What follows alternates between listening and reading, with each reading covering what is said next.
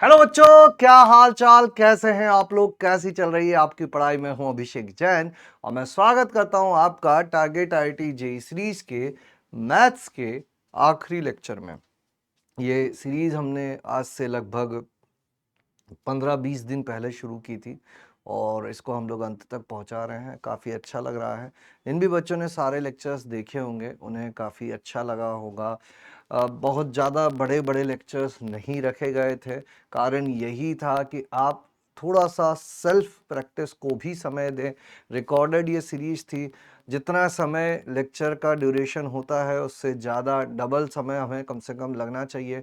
हर question को आप खुद से सॉल्व करें, समझें, ये सारी चीज़ें करेंगे तो ये लेक्चर आपके लिए सफिशिएंट हो जाएंगे। चलिए आज की क्लास को स्टार्ट करते हैं। आज हम लोग देखने वाले हैं सम्मिश्र संख्या और क्वेश्चंस, जो टॉपिक्स जो आज हम पढ़ेंगे वो सारे सम्मिश्र संख्या से रिलेटेड होंगे। लेकिन आगे बढ़ने से पहले एज यूजुअल पिछली क्लास का एक सवाल जो मैं होमवर्क देता था उसको पहले करते हैं हम लोग, फिर उसके बाद आज की क्लास कॉम्प्लेक्स नंबर सम्मिश्र संख्या को शुरू करेंगे।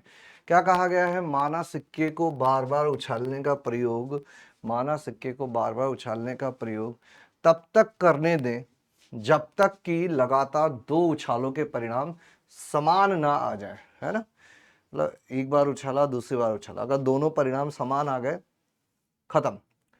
अगर पहली बार में हेड आया, दूसरी बार में टेल आया, तीसरी बार में टेल आया, खत्म। पहली बार में हेड, दूसरी बार में टेल, तीसरी बार में हेड, खत्म नहीं हुआ। लास्ट के दो एक जैसे होने चाहिए, तब खेल को खत्म माना जाएगा। यदि परिणाम स्वरूप यादृच्छिक उछाल में चित आने की प्रायिकता, चिट यानी कि हेड आने की प्रायिकता 1/3 है, तो चिट के साथ प्रयोग बंद होने की क्या प्रायिकता है?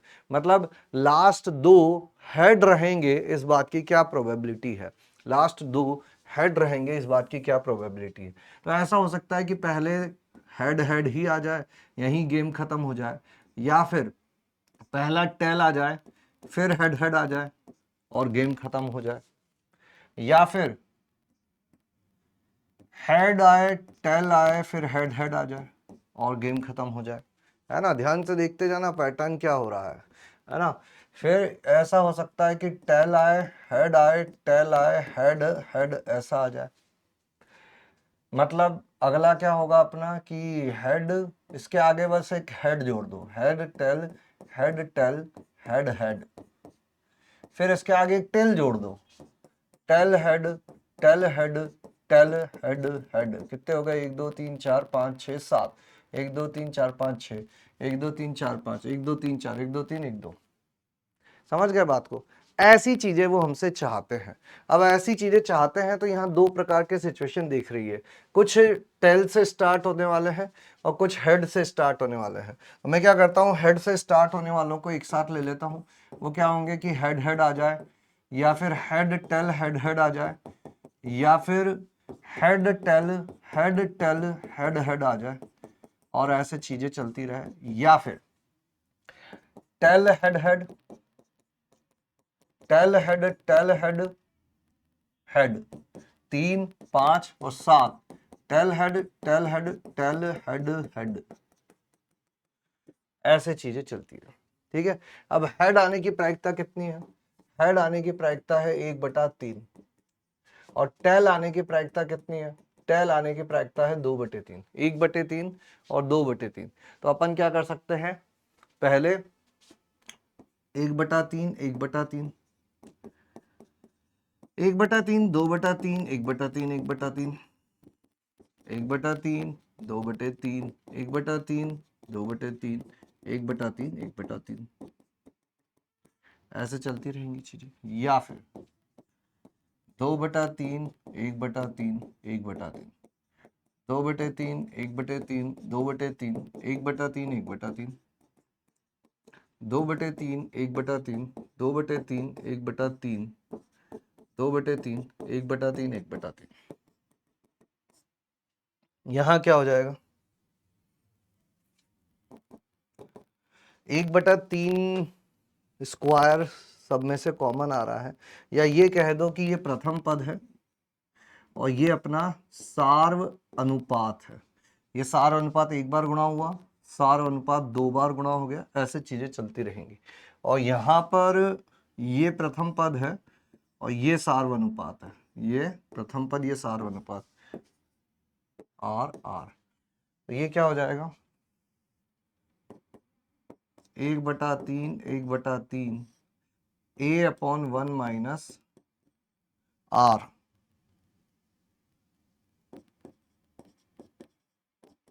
यहां क्या होगा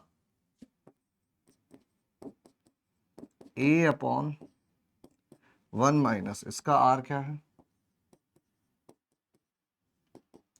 ऊपर क्या आएगा 1/9 1 माइनस 2/9 प्लस 2/3 गुणा 1/9 1/2/9, तो ये कितना हो जाएगा 1/9 और नीचे आ जाएगा 7/9, तो 1/7 प्लस 2/3 इंटू 1/9 7/9 1/7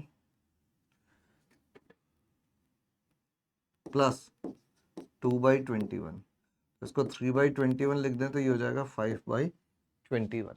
ठीक है, तो आंसर क्या आ जाएगा 5/21, 5/21।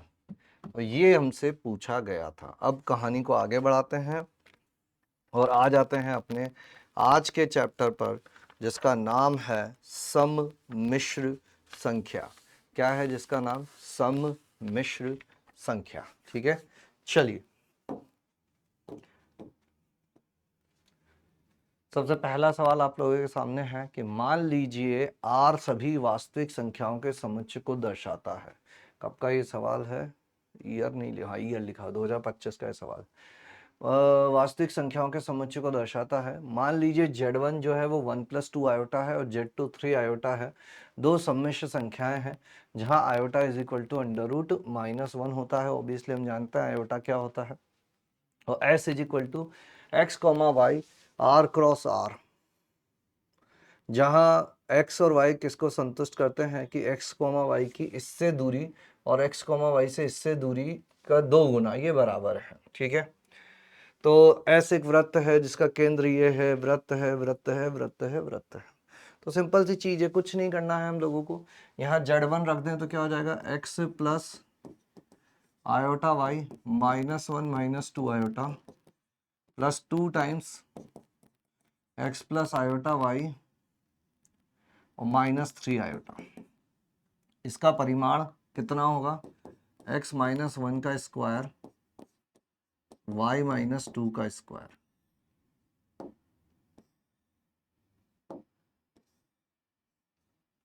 Is equal to 2 times x का स्क्वायर y -3 का स्क्वायर।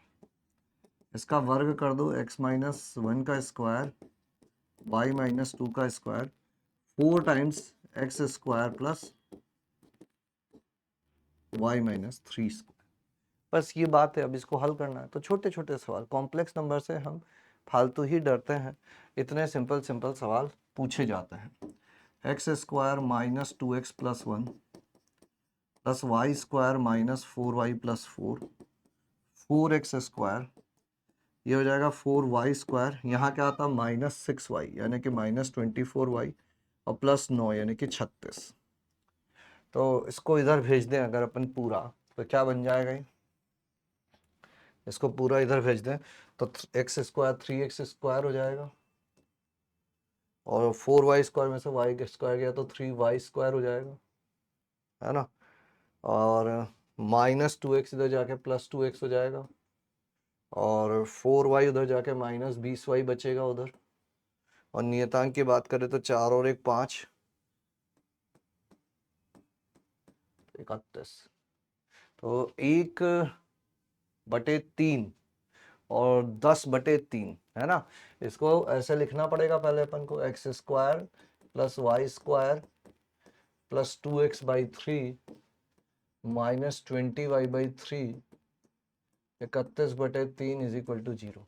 तो 2g is equal to 2x/3 2/3 है, तो g इज इक्वल टू 1/3 हो गया। और 2f इज इक्वल टू -20/3 है, तो f इज इक्वल टू -10/3 हो गया। तो माइनस जी कॉमा माइनस एफ कितना हो जाएगा?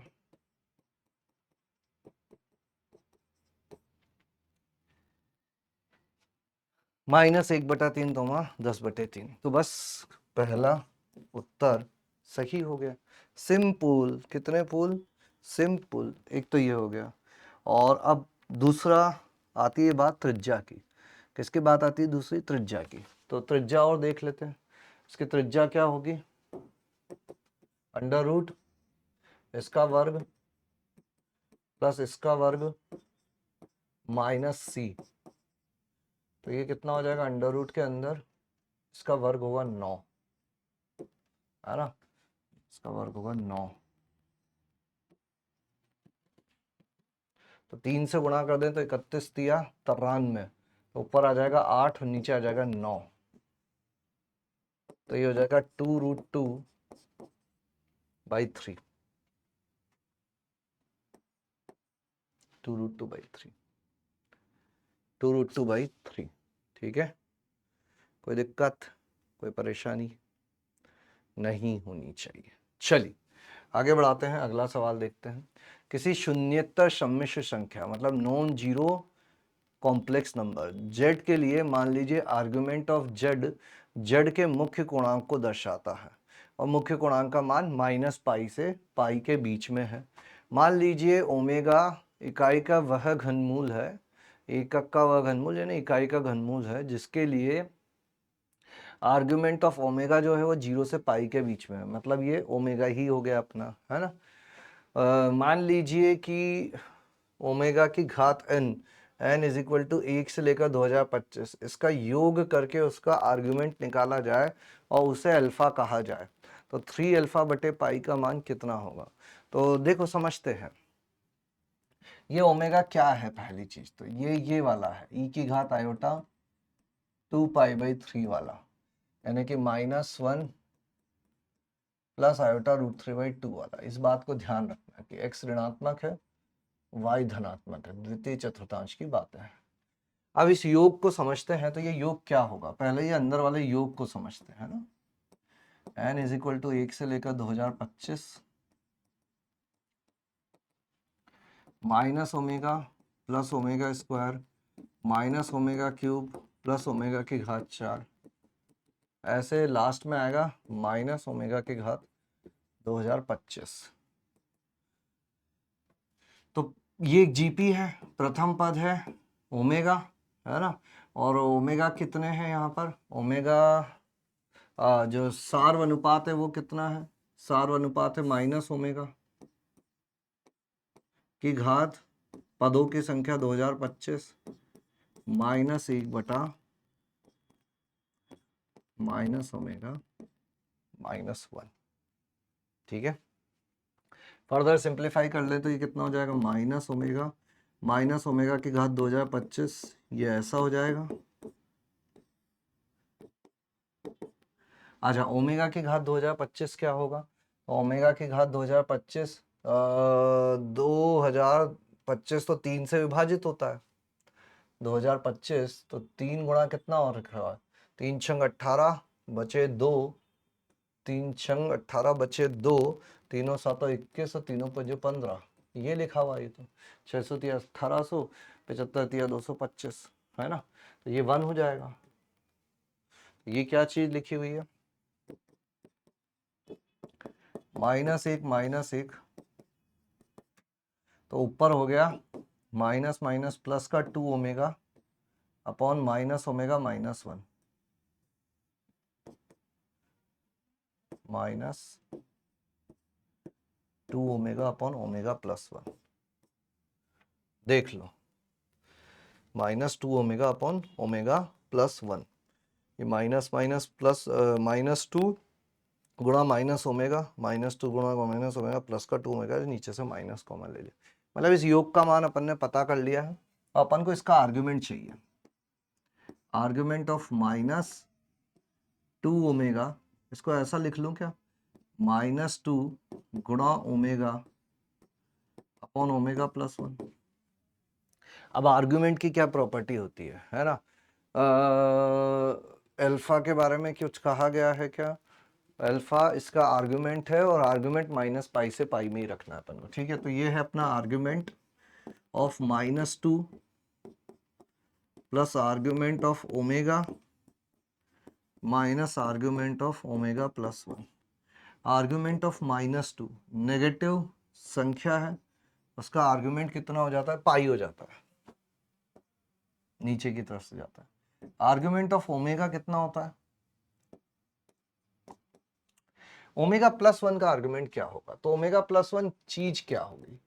ओमेगा +1 -1/2 तो ये हो जाएगा प्लस का 1/2 प्लस आयोटा √3/2, ठीक है।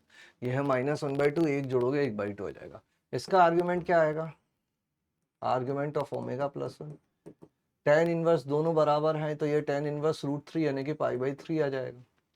ये चीज हो गई -π/3। तो ये कितना आ गया? पाई प्लस π/3 यानी कि 4π/3। अब चूंकि ये तो बाहर है, किससे बाहर है? इस रेंज से बाहर है, तो अपन क्या करते हैं, इसको मुख्य पूर्णांक में लाने के लिए 4π है, 4π कहाँ होगा? इधर होगा। इसको मुख्य पूर्णांक में लाने के लिए अपन इसमें क्या करते हैं, 2nπ ऐड या सब्ट्रैक्ट कर सकते हैं। क्या कर सकते हैं? 2nπ ऐड या सब्ट्रैक्ट कर सकते हैं। तो अब 2nπ ऐड या सब्ट्रैक्ट कर दो, 2nπ ऐड या सब्ट्रैक्ट कर दोगे तो क्या आ जाएगा? ऐसा कुछ करो कि -π से पाई के बीच में आ जाए।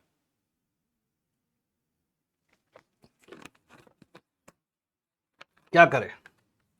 जोड़ोगे तो बहुत बाहर निकल जाएगा। मुख्य पूर्णांक बनाने के लिए, मुख्य पूर्णांक बनाने के लिए ये कितना हो जाएगा? -2π/3 यानी कि अल्फा हो गया -2π/3, तो 3α/π हो गया -2, आंसर विल बी -2, ठीक है। कोई दिक्कत, कोई परेशानी नहीं होनी चाहिए। सिंपल सवाल थे। अगला सवाल, ये भी एक बढ़िया सवाल था। 1967 प्लस 1686 आयोटा साइन थीटा बटे 7 - 3 आयोटा कॉस थीटा और थीटा वास्तविक संख्या है। अब क्या कहा जा रहा है कि यदि यदि a में केवल एक धनात्मक पूर्णांक है तब n का मान कितना होगा? a में केवल एक धनात्मक पूर्णांक है। अब धनात्मक पूर्णांक होने का क्या अर्थ होता है? धनात्मक पूर्णांक होने का क्या अर्थ होता है?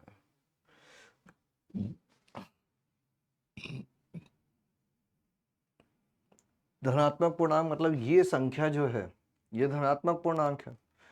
अब ये तो सम्मिश्र संख्या दिख रही है। एक सम्मिश्र संख्या धनात्मक पूर्णांक कब होगी? जब उसका काल्पनिक भाग शून्य होगा, जब उसका काल्पनिक भाग शून्य होगा। इसका काल्पनिक भाग कैसे लिखेंगे? 1967 प्लस आयोटा 1686 साइन थीटा बटे 7 - 3 iota sine theta, 7 + 3 iota sine theta upon 7 plus, इसको इससे गुणा कर दें। पहले मैं काल्पनिक भाग दे रहा हूँ, है ना, पर यार लिख ही दो। वास्तविक भाग कैसे मिलेगा? 1967 जब गुणा होगा 7 से, और जब ये आयोटा आयोटा वाली चीजें गुणा होंगी तो 1686 गुणा 3 और साइन स्क्वायर थीटा आ जाएगा, है ना। ये वास्तविक भाग का काम करेगा अपना। बटे में क्या आएगी चीजें? साथ ही 49 और -3 आयोटा स्क्वायर यानी कि प्लस का 9 साइन स्क्वायर थीटा। और काल्पनिक भाग क्या होगा?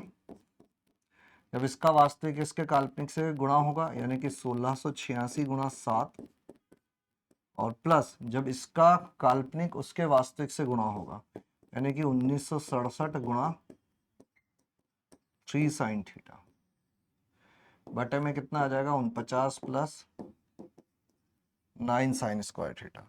अब चूंकि ये एक धनात्मक पूर्णांक है तो पहले इधर वाली चीज को जीरो करो, इससे थीटा का मान ज्ञात करो, उसको उधर ले जाकर रख दो। इसको जीरो करते हैं। 1686, अब जीरो करोगे तो नीचे की चीज तो जीरो हो ही जाएगी। 1686 गुणा 7 प्लस 1987 गुणा 3 sine theta is equal to 0। ये चीज आ गई। अब इस चीज से अपन को मान किसका निकालना है, थीटा का, क्योंकि साइन थीटा का मान आ गया तो बाकी सारा काम हो जाएगा। साइन थीटा का मान आ गया तो बाकी सारा काम हो जाएगा। अच्छा ये कोस थीटा था, चलो चेंज करते हैं।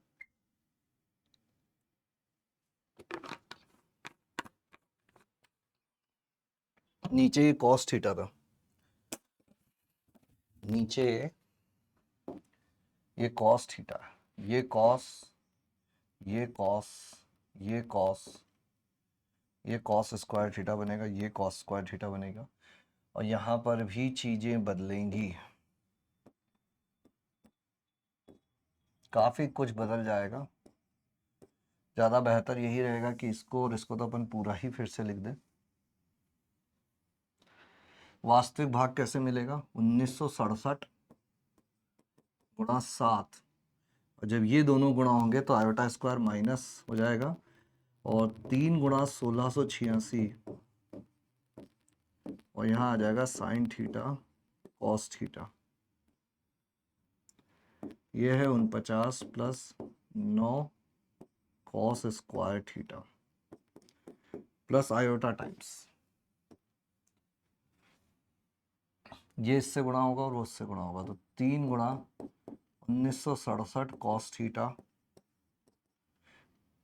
और ये इससे गुणा होगा तो 7 गुणा 1686 साइन थीटा, और बटे में वही 49 plus 9 cos square theta. Concept वही है, क्योंकि यह संख्या एक पूर्णांक है, मतलब इसका काल्पनिक भाग शून्य करना होगा। इस काल्पनिक भाग को शून्य कर दो, है ना, यहाँ करते हैं, तो 3 गुणा 1967 कॉस थीटा प्लस 7 गुणा 1686 साइन थीटा, इसको 0 कर दो, है ना। अब 7 के पाड़े से ये कट रहा है क्या, देखो 7 दूनी 14, बचे 5, 7 8 56, और 7 एकम 7 कट रहा है, और 3 के पाड़े से ये कट रहा होगा, तीनों पंजे 15, बचा एक 3 छंग 18, मतलब इधर ले जाके इधर डिवाइड कर देते हैं अपन, तो ये हो जाएगा 3 गुणा 1967 कॉस थीटा 7 गुणा 1686 साइन थीटा। ये नीचे जाओगे तो ये जाएगा 3/7 1967/1686 माइनस का, और ये साइन थीटा बटे कॉस थीटा टेन थीटा हो जाएगा। तो ये काट देते हैं अपन, 7 एकम 7, 7 दूनी 14, बचे 5, 7 8 56, 7 एकम 7, और 3 के पास से कैसे काटोगे, तीनों पंजे 15, 3 छंग 18, ये बचा, और 281 दूना ये भी हो जाएगा, तो ये 1/2 आ गया,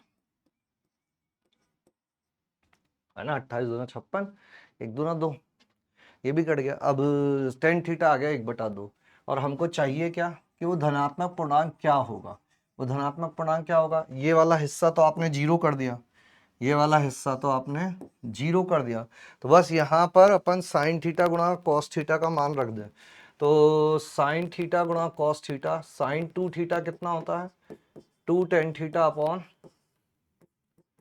1 प्लस टेन स्क्वायर थीटा, यहाँ रख दो, तो 2 गुणा -1/2 प्लस 1/4, तो ये हो गया -1 5/4 -4/5, और साइन थीटा कितना होता है, 2 sine theta cos theta, 2 sine theta cos theta, तो साइन थीटा गुणा कॉस थीटा कितना हो जाएगा, -2/5, ये हो जाएगा -2/5।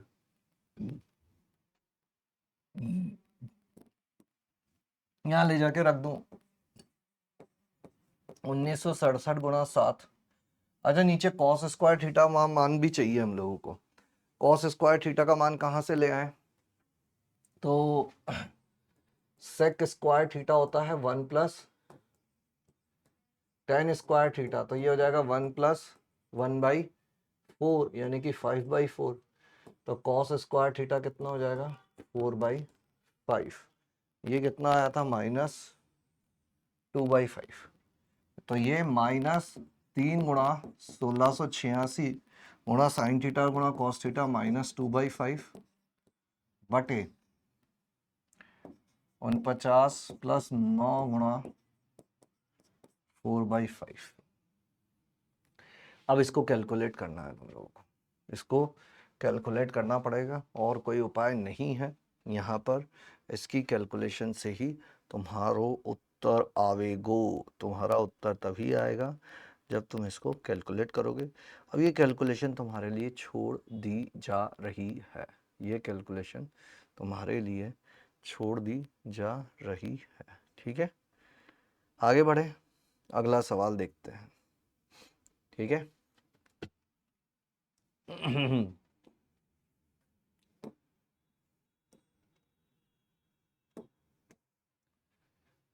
क्या कहा जा रहा है कि माना कि Z cube plus 2z² plus 4z bar minus 8 को संतुष्ट करने वाली एक सम्मिश्र संख्या जेड है, जहां जेड बार इसका संयुग्मी है। माना कि जेड का काल्पनिक भाग अशून्य है, मतलब यह है सम्मिश्र संख्या, काल्पनिक संख्या है, आयोटा हटेगा नहीं इसमें से। ठीक है, तब इसका इसके बराबर, इसका इसके ये चीज किसके बराबर, कौन सी चीज किसके बराबर है, ये करनी है। तो करो, 1 मिनट का समय ले लो, दोनों सवाल कर लो कर लो कर लो कर लो कर लो कर लो कर लो, करो करो भैया करो।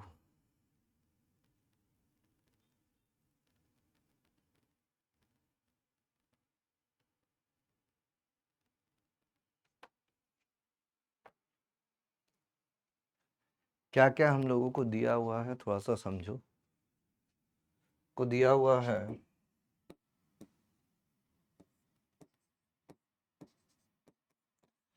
2z²।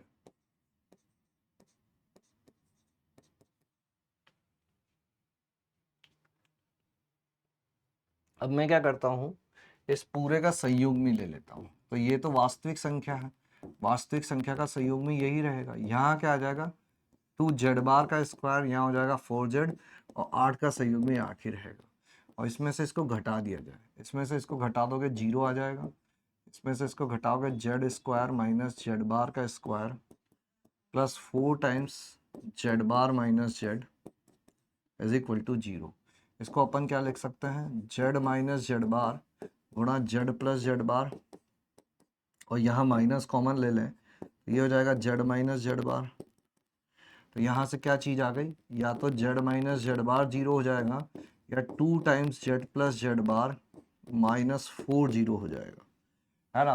तो अगर z माइनस z बार 0 हुआ तब तो z is equal to z bar हो जाएगा, और z is equal to z bar हो गया तो x plus iota y is equal to x minus iota y हो जाएगा। तो यहाँ से तो 2 आयोटा वाई 0 हो जाएगा, y 0 हो जाएगा, लेकिन y 0 होना नहीं चाहिए क्योंकि काल्पनिक भाग अशून्य है। तो ये वाला हिस्सा तो रिजेक्ट हो गया। दूसरे से क्या मिला अपन को, z plus z bar is equal to 2, है ना, 4 इधर भेज के 2 से डिवाइड कर दिया। z प्लस z बार कितना होगा, x plus iota y, 2x is equal to 2, x is equal to आ गया 1। अब x इज इक्वल टू 1 आ गया है ना। तो इनमें से किसी एक समीकरण में रखकर दूसरी चीज पता कर सकते हैं क्या। हाँ, x इज इक्वल टू 1 आ गया है, मान लेते हैं z जो है वो अपना हो जाएगा 1 प्लस आयोटा वाई। तो इसका क्यूब, इसका स्क्वायर, इसका मापांक और इस टाइप की चीज़ों से कुछ हल करने की कोशिश की जाए। और कुछ है अपने पास, और कुछ है, इसको इधर भेज दें इधर भेज दें, 1 प्लस आयोटा वाई करना ही पड़ेगा, और कोई उपाय मुझे दिख नहीं रहा है। एक काम जरूर कर सकते हैं अपन कि जेड क्यूब को, जेड स्क्वायर को लिख सकते हैं जेड जेड बार, जेड जेड बार आ जाएगा। लेकिन जेड बार अगर अपन ने कॉमन ले भी लिया तो भी थोड़ी बहुत चीज़ें तो रहेंगी ही, तो इतना कुछ आसान हो नहीं रहा है। इसको नेक्स्ट पेज पे ले लेता हूं मैं, मॉड ऑफ जेड का cube plus 2z²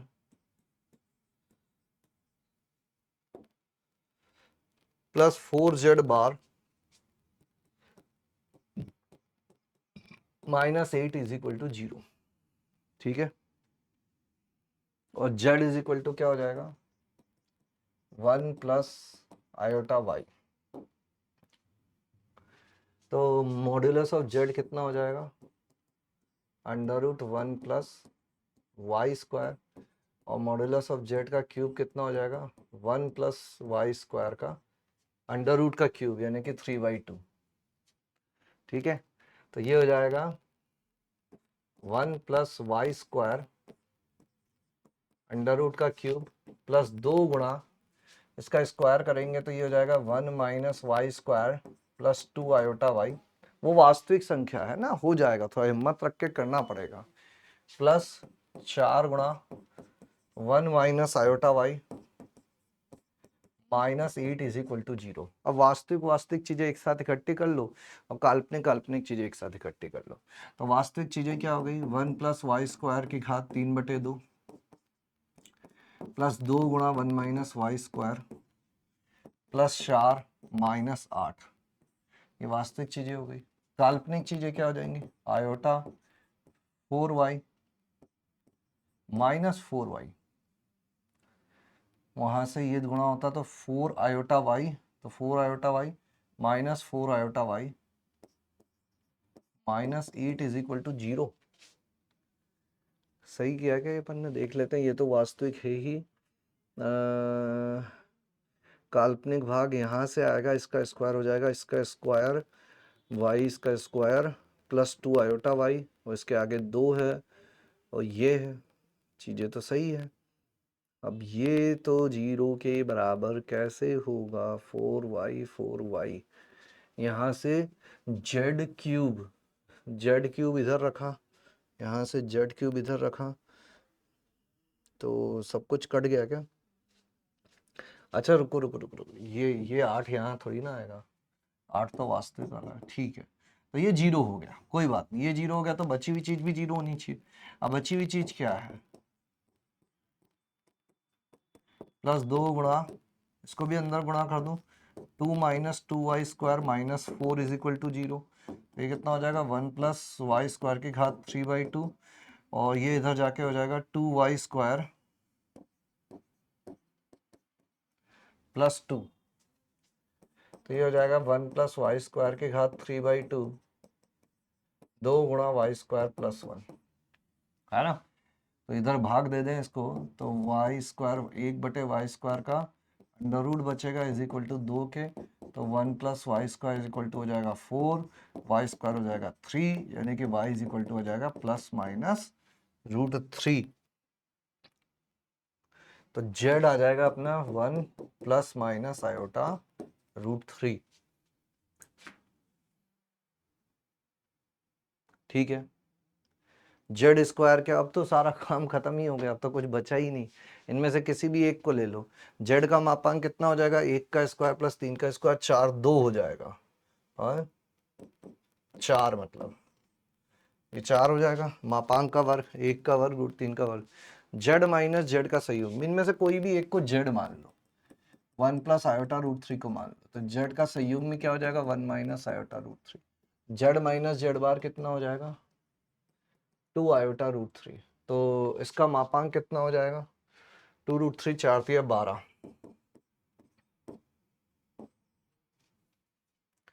Z square का मापांक 4 है, जेड प्लस जेड बार कितना होगा, जेड प्लस जेड बार हो जाएगा 2, तो जेड प्लस जेड बार का मापांक हो जाएगा 4 4 8, ये हो जाएगा 8, जेड प्लस 1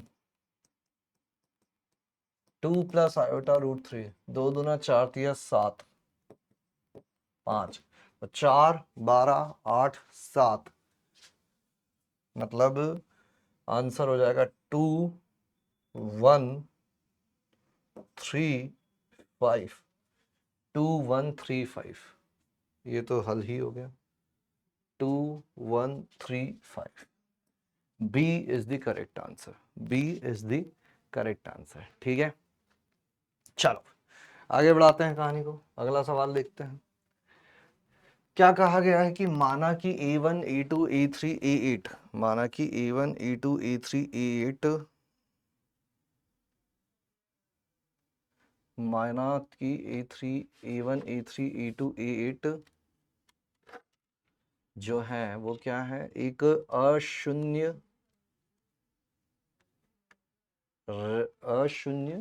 नहीं, माना कि A1 A2 A3 A8 एक समषटभुज के शीर्ष है, एक समषटभुज के शीर्ष है, जो एक वृत्त जिसकी त्रिज्या 2 पर स्थित है, माना कि P वृत्त पर एक बिंदु है और P और ए आई के बीच की दूरी पी ए आई है, आई का मान 1 से लेकर 8 तक जा रहा है। यदि वृत्त के ऊपर विचलित करता है तब इस गुणनफल का मान कितना होगा, तब इस गुणनफल का मान कितना होगा, उच्चतम मान कितना होगा। कैसी बातें हैं यहाँ पर।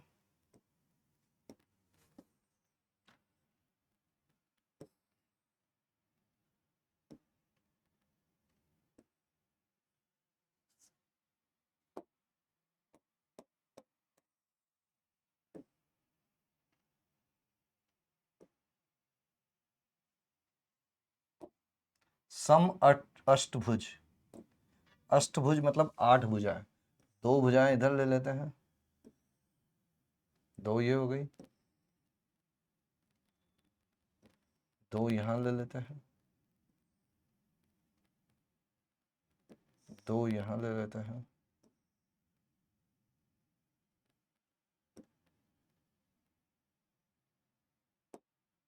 और 2 यहां ले लेते हैं। ठीक है। इसका अधिकतम मान कितना होगा। एक 2 इकाई की त्रिज्या के वृत्त पर स्थित है, 0,0 2,0 इसकी त्रिज्या पर स्थित है। ये सारे बिंदु अब हम लोग बता सकते हैं एग्जैक्टली क्या होंगे। ये आठों के आठों बिंदु मैं बता सकता हूँ कि क्या होने वाले हैं। ये A1 A2 A3 A4 A5 A6 A7 A8। ठीक है। और P इस वृत्त पे कहीं पर भी एक बिंदु हो सकता है। तो इस दूरी का महत्तम मान, मैक्सिमम वैल्यू कितनी होगी ये बतानी है, न्यूनतम नहीं। न्यूनतम तो भाई 1 को 0 कर दो, है ना, जो वृत्त पर बिंदु है उसी को ले लो और काम खत्म, है ना। महत्तम मान कब होगा, महत्तम मान कब होगा, इस चीज को हम लोगों को समझना है ना। तो मैं थोड़ा सा देखता हूँ और कुछ बनाने की कोशिश करता हूँ। क्या देखें अपन कि ये बिंदु को कहाँ कहाँ रखा जा सकता है। जैसे इस A1 का नाम मैं लूँ, है ना, A1 जो है वो अपन कहीं भी रख सकते हैं। इसको अपन A1 को 2 ही मान लेते हैं। जैसे ये कितना हो जाएगा अपना 2 e की घात आयोटा पाई बाई 4, फिर ये 2 e की घात आयोटा पाई बाई 2, फिर ये 2 e की घात आयोटा 3 पाई बाई 4, ये 2 e की घात आयोटा पाई, ये 2 e की घात आयोटा माइनस पाई बाई 4, ये हो जाएगा 2 e की घात आयोटा माइनस पाई बाई 2 और 2 e की घात iota minus 3 pi by 4। P बिंदु कहीं भी हो सकता है। मान लो ये P है, इसको अपन Z मान लेते हैं, है ना। तो ये बात तो समझ में आ रही है कि ये जो बिंदु अपन ने लिए हैं, ये बिंदु इकाई के 8वें मूल है ना। और इकाई के 8वें मूल है, अगर इकाई के नहीं 2 के, 2 भी नहीं कहेंगे, 2 की घात 8 के, किसके 8वें मूल है ये, 2 की घात 8 के 8वें मूल है। किसके 8वें मूल है ये, 2 की घात 8 के 8वें मूल है, 2 की घात 8 के 8वें मूल है ये, है ना। 2 की घात 8 के 8वें मूल है। समझ रहे हो इस बात को।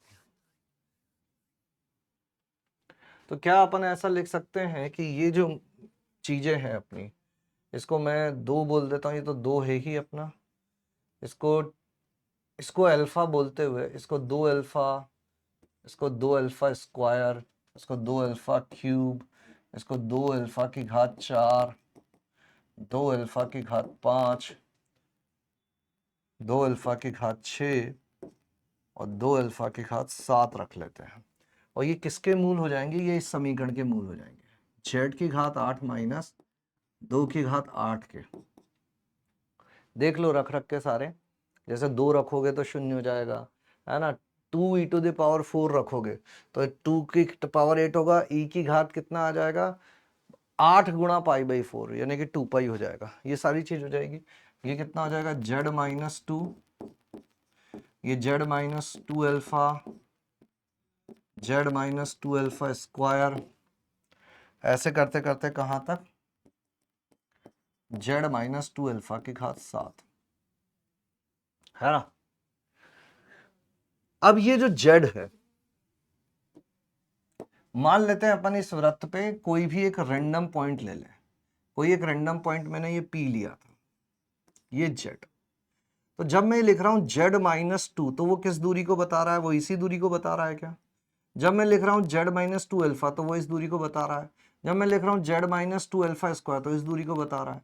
तो ये क्या चीजों को बता रहा है, ये इन्हीं दूरियों को बता रहा है, ये इन्हीं दूरियों को बता रहा है, ये दूरी, ये दूरी, ये दूरी। मतलब ये जो पहली चीज है ये क्या है, ये PA1 है, फिर PA2 है, फिर PA3 है, ऐसे करते हुए PA8 है। जहां z क्या है, z इस वृत्त पे बिंदु है ना। z कोई भी z रैंडम ले अपन और मान लेते हैं कि z का गुणांक थीटा है, तो z को अपन क्या लिख सकते हैं 2e की घात आयोटा थीटा। तो z की जगह मैं लिख देता हूं 2e की घात आयोटा थीटा की घात 8 माइनस 2 की घात 8। अब ये सब, ये दूरी नहीं थी, इसका मापांक अगर मैं लगा दूं सब जगह, मापांक मापांक मापांक मापांक मापांक, तो ये मापांक दूरी है। तो इसका मापांक इज इक्वल टू इनका मापांक, मापांक मतलब दूरी हो गया। यानी कि इस चीज का महत्तम मान ढूंढना है अपन को। तो 2 की घात 8 बाहर आ गया, अंदर आ गया e की घात 8 थीटा माइनस 1। ये है अपनी ये चीज PA1 गुणा PA2 PA8। तो इसका महत्तम मान कब मिलेगा, तो e की घात आयोटा थीटा माइनस 1, इसको अलग से समझते हैं। e की घात आयोटा थीटा को अपन क्या लिख सकते हैं, cos 8 theta plus iota sine 8 theta minus 1, है ना। तो इसको अगर सिंप्लीफाई करने की कोशिश करें तो कॉस, इसको ऐसा लिख लूं -1 माइनस कॉस 8 थीटा और प्लस आयोटा साइन 8 थीटा, है ना। कुछ सूत्र बनाने की कोशिश कर रहा हूं, कौन सा सूत्र, इसको अपन लिख सकते हैं 2 sine square 4 theta plus 2 iota sine 4 theta cos 4 theta. क्या कॉमन ले लें, 2 साइन 4 थीटा कॉमन ले लें तो अंदर आ जाएगा minus sine 4 theta plus iota cos 4 theta.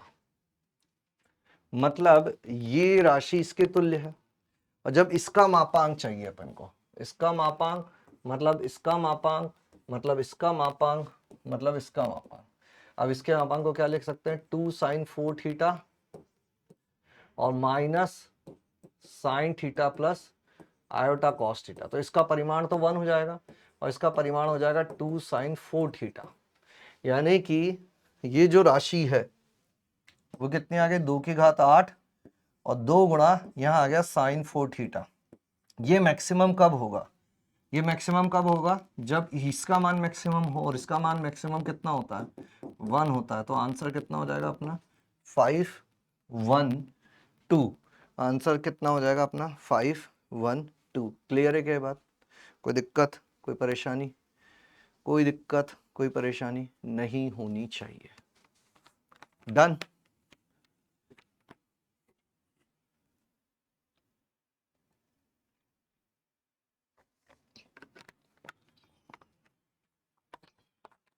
Four theta is equal to π/2 π/8, तो ये ठीक बीच वाली ही होगी। इसको अपन ऑब्जर्वेशन से भी कर सकते थे कि ये इनके ठीक बीच में होगा तो सबसे दूरियां बराबर मैक्सिमम हो जाएंगी, है ना। बाकी सारी दूरियां तो बराबर ही रहेंगी, बस इस दूरी के बारे में बात करनी थी। ठीक है, चलिए फिर आगे बढ़ते हैं, नेक्स्ट देखते हैं। एक और सवाल है अपने सामने, 2022 तक के सवालों पर हम लोग पहुंच चुके हैं। माना कि जेड एक शून्येतर काल्पनिक भाग वाली मतलब नॉन जीरो इमेजनरी पार्ट वाली सम्मिश्र संख्या है, यदि एक वास्तविक संख्या है, ये एक वास्तविक संख्या है, कोई संख्या वास्तविक संख्या कब होती है? जब वो उसके संयुग्मी के तुल्य होती है। तो इसको इसके संयुग्मी के तुल्य कर दो। 2 प्लस 3z बार प्लस 4z बार का स्क्वायर, 2 माइनस 3z बार 4z बार का स्क्वायर, और इनको वज्र गुणा करके हल करो। बताओ क्या उत्तर आ रहा है? तीन चीजों से गुणा होगी। पहले 2 से गुणा करें तो 2 दूनी 4, फिर 6z plus 8z square minus 6z bar minus 9z bar minus 12z bar z square plus 8z bar square plus 12z bar square plus 16z square z bar square. और इधर इसको गुणा करोगे तो क्या हो जाएगा? 2 दूनी 4, 6z बार 8z बार स्क्वायर माइनस ये गुणा करोगे तो 3 दूना 6z minus 9z bar minus 12z bar square, फिर 4 दूनी 8z square 12z square z बार 16z square z bar square. अब देखो क्या क्या कट रहा है। ये 4 से ये 4 कट रहा है, 6z ये नहीं कट रहा है, 8z ये वाला नहीं कट रहा है, फिर 6z नहीं कट रहा है, फिर 9z बार 9z बार से कट गया, फिर माइनस 12 ये नहीं कट रहा है, 8 नहीं कट रहा है, 12 ये नहीं कट रहा है, और फिर ये कट जा रहा है। ठीक है, बाकी चीज़ों को इकट्ठा करते हैं, एक तरफ लेके आते हैं, है ना। तो क्या करें, ये 6z इधर जाएगा तो 12z हो जाएगा, ये 6z बार इधर जाएगा तो माइनस 12z बार हो जाएगा। ठीक है, फिर 8z स्क्वायर इधर भी है और 8z स्क्वायर इधर भी है, ये कट जाएगा, ये प्लस ये भी कट जाएगा। बहुत सुंदर हो गया। और कुछ बचा? 6 बस बचे ही यही। तो ये वाला 12z बार स्क्वायर और 12z बार स्क्वायर इधर जाकर हो जाएंगे ये 24z बार स्क्वायर, और माइनस ये वाला इधर जाएगा तो 12 12 24 z बार स्क्वायर। तो ये 12 कॉमन ले लें तो z माइनस z बार, और यहां पर 24z बार कॉमन ले लें तो अंदर आ जाएगा z bar minus z is equal to 0। ठीक है, तो ये और कॉमन ले लेते हैं चीजें। 12z माइनस z बार कॉमन ले लो तो ये अंदर आ जाएगा 1 minus 2z bar is equal to 0। अब या तो z is equal to z bar होगा या z बार, या यानी कि ये 1/2 होगा, या z बार तो हो नहीं सकता क्योंकि z बार के इक्वल हुआ तो फिर तो ये z कैसा हो जाएगा? वास्तविक हो जाएगा, जबकि हमको कहा गया है कि इसका काल्पनिक भाग तो अशून्य है, इसका काल्पनिक भाग तो अशून्य है। This is not possible. तो z बार स्क्वायर हो जाएगा अपना 1/2, z बार स्क्वायर हो जाएगा 1/2। क्लियर है? बोलो, कोई दिक्कत, कोई परेशानी नहीं होनी चाहिए।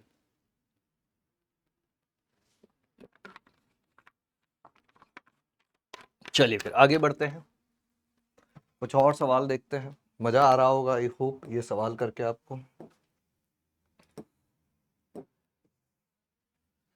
माना कि z बार एक सम्मिश्र संख्या z के सम्मिश्र संयुग्मी को दर्शाता है। ये है सम्मिश्र संख्याओं के समुच्चय में समीकरण के भिन्न भिन्न मूलों की संख्या है। तो ऐसे सवाल जब भी तुम्हारे सामने आ जाए, है ना, तो जैसे कि इसको मैं इधर भेज दूं, 2-3 तरीके हो सकते हैं। पहला तरीका है z bar minus iota z बार, और इसको इधर भेज दें अगर, तो Z square plus iota z square. तो यहाँ जेड बार कॉमन ले लें तो ये हो जाएगा 1 minus iota, z square common ले लोगे तो 1 प्लस आयोटा, है ना। तो z bar upon z square is equal to 1 plus iota upon 1 minus iota. ठीक है, तो ये कितना होगा, z bar upon z square, और यहाँ कर दो 1 प्लस आयोटा 1 माइनस आयोटा को इसके संयुग्मी से गुणा भाग। तो ये क्या बन जाएगा, नीचे जेड स्क्वायर है 1 प्लस आयोटा का whole square upon 1 square minus iota square. तो z bar upon z square, ऊपर ही हो जाएगा 1 प्लस आयोटा स्क्वायर यानी कि -1, 2 आयोटा 1 प्लस 1, 2 iota by 2, z bar upon z square is equal to iota, यानी z bar is equal to iota z square. Equation को थोड़ा सिंप्लीफाई कर लिया हमने, है ना, इक्वेशन को हमने थोड़ा सिंप्लीफाई कर लिया। ये क्या बन जाएगा, x minus iota y is equal to iota times, और जेड स्क्वायर क्या होगा, z is equal to x plus iota y लोगे, जेड स्क्वायर हो जाएगा x square 2 iota x y, x square तो x minus iota y, iota times x square minus Y square, 2 iota square minus 2 x y हो जाएगा। तो वास्तविक वास्तविक भाग बराबर कर दो और काल्पनिक काल्पनिक भाग बराबर कर दो। तो ये हो जाएगा x गुणा 1 plus 2y is equal to 0, x is equal to 0 या y इज इक्वल टू -1/2। अब इसमें ले जाकर रख दो, पहले जैसे x इज इक्वल टू 0 रखोगे तो ये कितना हो जाएगा, x इज इक्वल टू 0 रखोगे minus y is equal to minus Y square, यानी y is equal to y square. तो y इज इक्वल टू 0 या y इज इक्वल टू 1। तो यहाँ से क्या आ गया 0,0 0,1। दूसरा y इज इक्वल टू -1/2 रखता हूँ इसमें, इसमें y इज इक्वल टू -1/2 रखता हूँ तो ये हो जाएगा +1/2 एक्स स्क्वायर, और ये हो जाएगा -1/4, x square is equal to 3/4, x is equal to plus minus √3/2। तो +√3/2 कॉमा -1/2 और प्लस -√3/2 कॉमा -1/2। तो यहाँ पर क्या क्या चीज़ें दिख रही हैं हमको, 4 टोटल मान दिख रहे हैं, तो बस 4 आंसर हो जाएगा, खत्म। सिंपल सा सवाल था। सम्मिश्र संख्या अननेसेसरी का हवा बनाया हुआ है, ऐसे कोई बहुत बड़ी भारी चीजें यहाँ पर नहीं करवाई जाती है। चलिए आगे बढ़ते हैं, एक और सवाल है। माना कि जेड बार एक सम्मिश्र संख्या को प्रदर्शित करता है, माना कि जेड बार एक सम्मिश्र संख्या को प्रदर्शित कर, सम्मिश्र संख्या जेड के सम्मिश्र संयुग्मी को प्रदर्शित करता है, निरूपित करता है। यदि जेड एक ऐसी शून्येतर संख्या है जिसके लिए जेड बार का स्क्वायर प्लस 1 अपॉन जेड बार के वास्तविक एवं काल्पनिक भाग पूर्णांक है, तब निम्न में से कौन सा जेड बार के संभावित मान है, निम्न में से कौन सा जेड बार के संभावित मान है। करें, लो 1 मिनट का समय लो और करने की कोशिश करो। 1 मिनट का समय लो और करने की कोशिश करो। टिडिंग टिंग टिडिंग।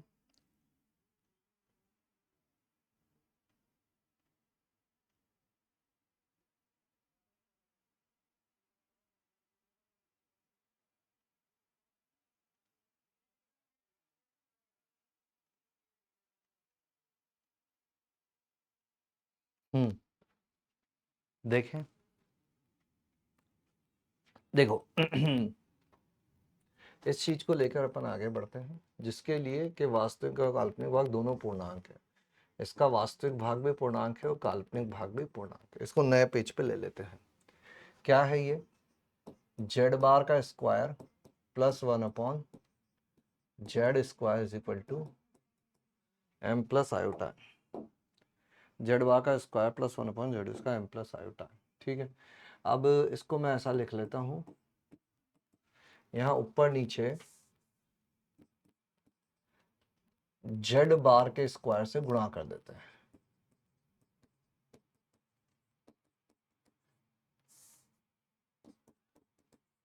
तो ये कितना हो जाएगा, जेड बार का square upon Z Z bar का होल स्क्वायर, यानी कि मॉडुलस ऑफ जेड की घात 4 हो जाएगा, एम प्लस आयोटा एन। क्या हो जाएगा ये, एम प्लस आयोटा एन। ठीक है, अब देखो यहां से क्या कॉमन आ गया, इसका स्क्वायर कॉमन आ गया, और ये क्या हो गई, ये एक वास्तविक संख्या हो गई, एक वास्तविक संख्या होगी। इस वास्तविक संख्या को थोड़ी देर के लिए मैं k बोल देता हूं, तो ये हो जाएगा k गुणा जेड बार का square is equal to M plus iota n. तो ये क्या हो जाएगा, जेड बार का स्क्वायर यानी एक्स माइनस आयोटा वाई का square, x square minus Y square minus 2 iota x y. तो m इज इक्वल टू क्या हो जाएगा, k गुणा x square minus Y square, और n इज इक्वल टू क्या हो जाएगा, माइनस k गुणा 2xy, है ना। और ये दोनों पूर्णांक है, ये भी हमको कहा हुआ है कि ये दोनों पूर्णांक है, ये भी हमको कहा हुआ है कि ये दोनों पूर्ण अंक है, पूर्णांक है, ये दोनों पूर्णांक है। ठीक है, अच्छा एक बार ऑप्शंस पे आते हैं अपन। तो निम्न में से कौन से इसके सभी संभव मान है, जिसके लिए वास्तविक काल्पनिक भाग दोनों पूर्णांक है, निम्न में से किसके संगत मान है। तो एक काम करते हैं, मॉडुलस ऑफ जेड तक पहुंचने की कोशिश करते हैं अपन। मॉडुलस ऑफ जेड क्या होगा, मॉडुलस ऑफ जेड होता है अपना, मॉडुलस ऑफ जेड का स्क्वायर होता है X square plus Y square. तो अपन को X square minus Y square पता है और 2xy पता है, इससे यहां तक पहुंच सकते हैं क्या अपन। अगर मैं इसका वर्ग कर दूं M square plus N square, तो ये क्या हो जाएगा, के स्क्वायर एक्स की घात 4 प्लस वाई की घात 4 और minus 2x square Y square, और इसका वर्ग क्या हो जाएगा, के square 4x square Y square. तो ये क्या हो गया, M square plus N square is equal to K square, पूरे में से कॉमन ले लिया, एक्स की घात 4 वाई की घात 4 2x स्क्वायर वाई स्क्वायर। तो M square plus N square x square plus Y square का होल स्क्वायर, जो कि क्या हो गया, उसके घात 2 हो गया, गुणा K square is equal to M square plus N square. ये दोनों पूर्णांक हैं, ये दोनों पूर्णांक हैं। अब क्या किया जाए,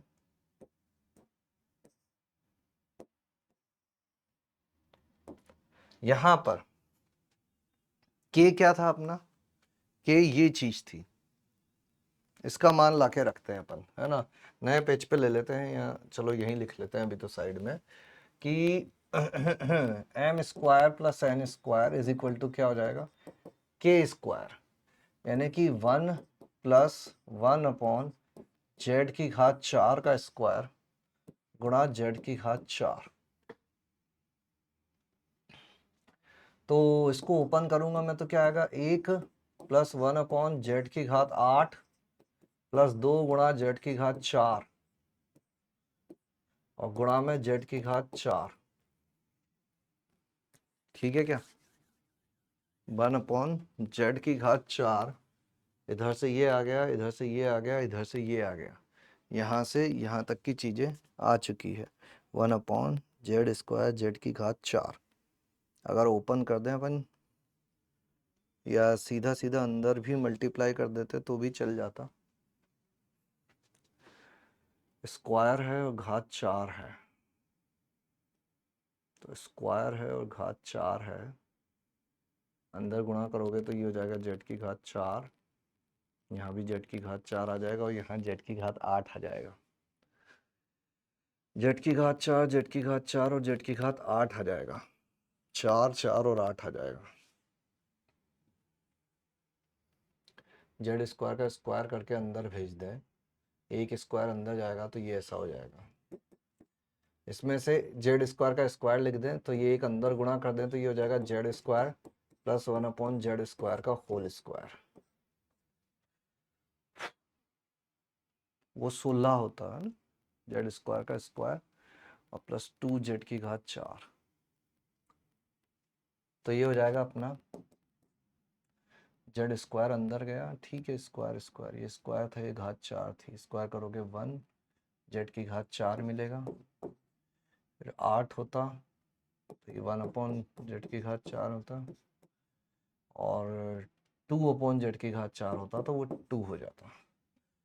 ये चीज जो है ये एक पूर्णांक आनी चाहिए, M square plus N square, ये चीज जो है ये एक पूर्णांक आना चाहिए, ये राशि जो है ये एक पूर्णांक आनी चाहिए। ठीक है, अब हम लोगों को जाना पड़ेगा एक एक करके ऑप्शन के पास। जैसे सबसे पहला ये देखो यहाँ पे क्या लिखा हुआ है, घात 1/4 लिखी हुई है ना। ये किसका मान बोल रहे हैं, ये मॉडुलस ऑफ जेड का।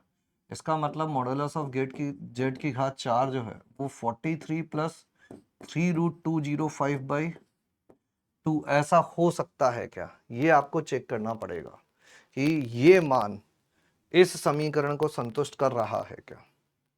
अब ये कैसे, एक बार सीधा रखो, उसका व्युत्क्रम रखो और प्लस 2 करो, देखो कि एक पूर्णांक आ रहा है कि नहीं आ रहा है। ये रखो, इसका व्युत्क्रम करो, ये इसी प्रकार से यहाँ पर जेड की घात 4 क्या होगा, 7 प्लस 33/4। यहाँ पर जेड की घात 4 इज इक्वल टू 9 प्लस √65/4 और यहाँ पर जेड की घात 4 इज इक्वल टू 7 प्लस √13/6। तो एक एक करके चेक करते जाओ कि किसमें यह संख्या और इसके व्युत्क्रम का योग करने पर, ये संख्या और इसके व्युत्क्रम है ना। देखो ये संख्या लो और कोई भी एक उदाहरण मैं बता देता हूँ, जैसे तुमको ये सिंपल वाला उठा लेता हूँ, 7 प्लस √13/6 और प्लस इसका व्युत्क्रम क्या हो जाएगा, अब इसका लघुत्तम ले लो तो ये हो जाएगा 6, 7 प्लस √13, साथ ही 49 प्लस 13 प्लस 7 दूनी 14√13 और प्लस छकड़म 36 और प्लस 2 भी करना है लास्ट में, तो 2 भी कर देते हैं।